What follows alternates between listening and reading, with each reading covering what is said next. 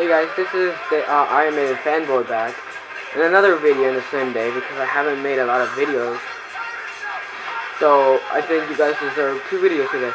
So you may see something different because my webcam sucks. So I decided to record my reviewing videos the same way as I would do my guitar cover videos in my channel Dave Murray Rocks, right here. And that is by simply doing it with my iPod Nano camera. So back to the iPod Nano camera. So I'm gonna be reviewing one album that I was really excited for. Like my favorite band of all time. Yeah, I was so excited for this. I'm talking about Iron Maiden, The Final Frontier, and this album just blew my mind away. It debuted at #1 at the UK album charts. So that's great. I don't know how much it did here in America, but it sold 22,000 copies in its first day. And it destroyed Eminem, which is really good to hear, because metal will always be better than rap, or as I like to call it, retards attempting poetry. So this is Iron Maiden's 15th studio album. A lot of people think this is gonna be their last album because, you know, The Final Frontier and Where the Wind Blows sounds like a finale for this band, but really it's I may have read wrong, but I read this article that Steve Harris said that this is not the end for Iron Maiden. Is not. This is just the title that they came up with. And a lot of people had a lot of expectations that they were gonna either be their last studio album, because before Steve Harris said that he only wanted to do 15 studio albums and then call it off, and then, you know, and because people assuming that they were Trekkies, but he said none of those two are real, and we're still gonna be making albums. So Maiden has been turning into a more progressive band now. I like to use them as a progressive band, because they're not like they were in the 80s. They're not heavy anymore, and I hate Maiden fans who bitch about I want them to go back to the roots. Well, they can't really go back to the roots, because the roots is Iron Maiden and Killer, the first 2 albums with Paul Di'Anno, and the reason they had that, it was because of Paul Di'Anno's voice. If you notice, the transition from Killers to Number of the Beast is quite big. Killers was more of a punk, fast-driven album, while Number of the Beast it's heavy, still heavy, but because of Bruce Dickinson, they brought a new element. They brought more of a progressive side, and you can hear this in songs like Children of the Damned. You can kind of hear a progressiveness in Hallowed Be Thy Name. So when Bruce got in the band, that's where Maiden. Sorry to change, but to be really honest, Maiden have always changed. A lot of people don't notice this, and Cobra Killer made a good point about this, that Maiden is always changing slightly in every album. So like Number of the Beast doesn't sound like Caught Somewhere in Time, or Seventh Son of the Seventh Son doesn't sound like Power Slave, or No Prayer for the Dying doesn't sound like Seventh Son of the Seventh Son, or Fear of the Dark doesn't sound like Peace of Mind. So I hate people, and it's good to see a band that would experiment and still make great music. Like fans of Judas Priest are like, oh well, Judas Priest always changes their style, but when Judas Priest changed their style, they kind of sucked. They went to the glam scene with Turbo and Ram It Down, and a lot of fans hated that album.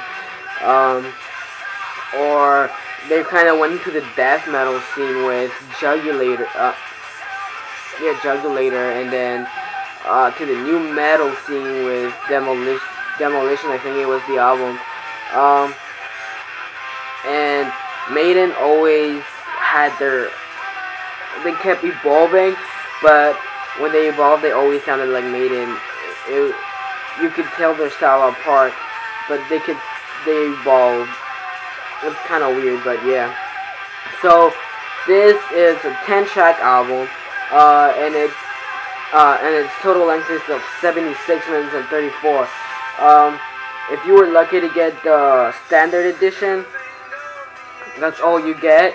But if you if you got the standard edition, but if you were lucky enough to find the Mission edition, there's really cool things that come with it. It comes with the DVD. You just go to Iron Maiden bonus, ironmaiden.com/bonus, and you have to insert your CD into the computer, and you get El Dorado live.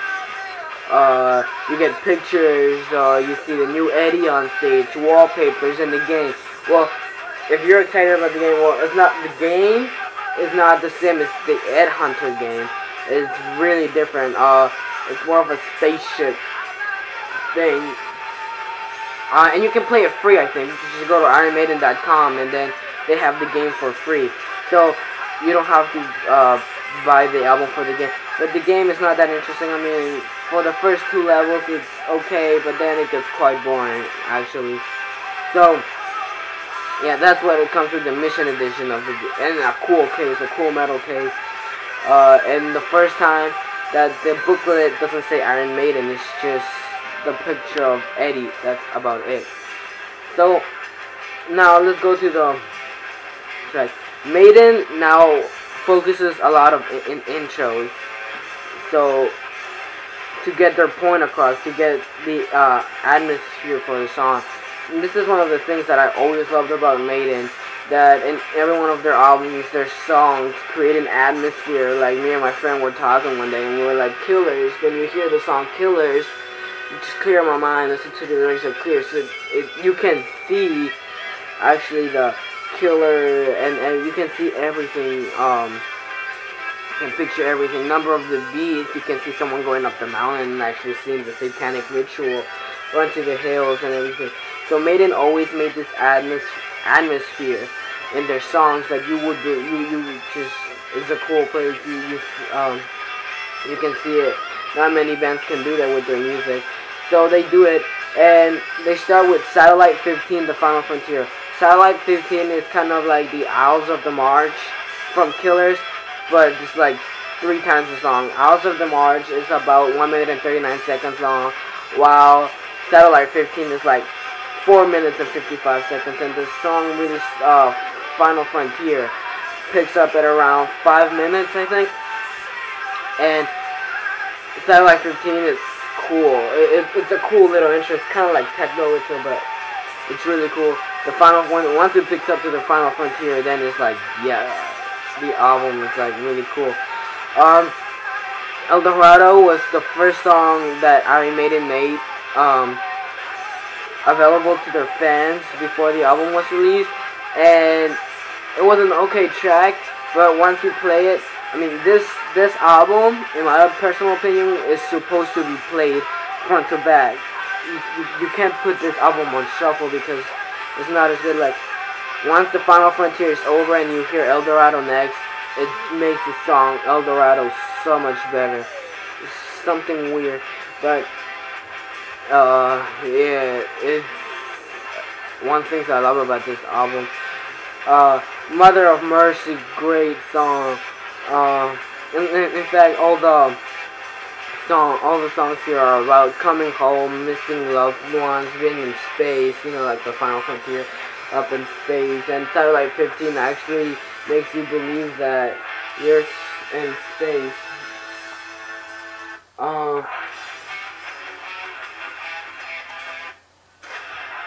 Then, Coming Home was with the song you were hearing before right now, which right now is El Dorado. And really cool track. I always love Bruce Dickinson's voice. I love Bruce Dickinson's voice in this one. A lot of people say that the band's starting to show its age.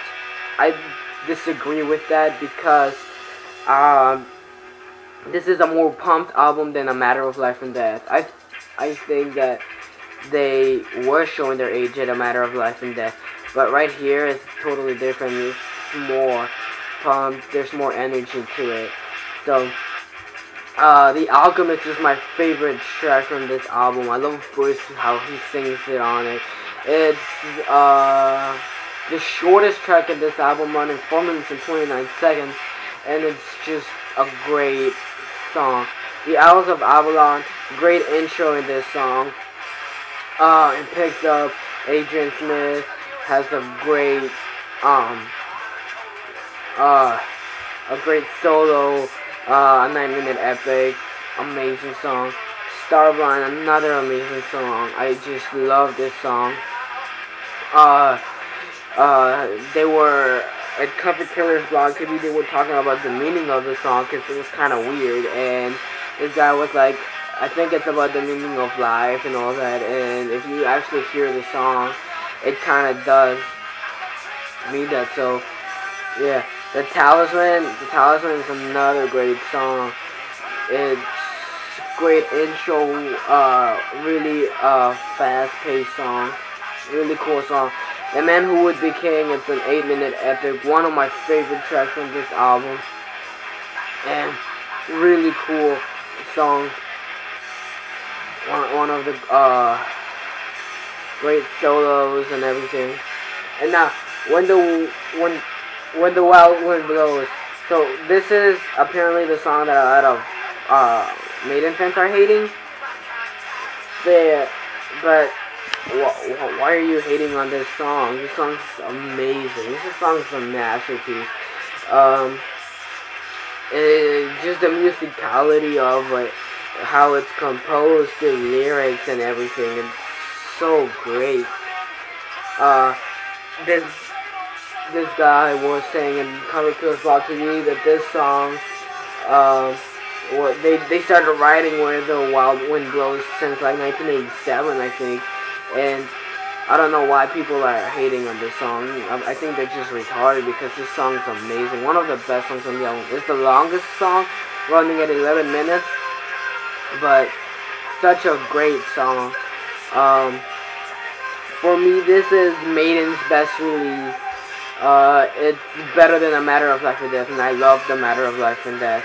It's a really good album.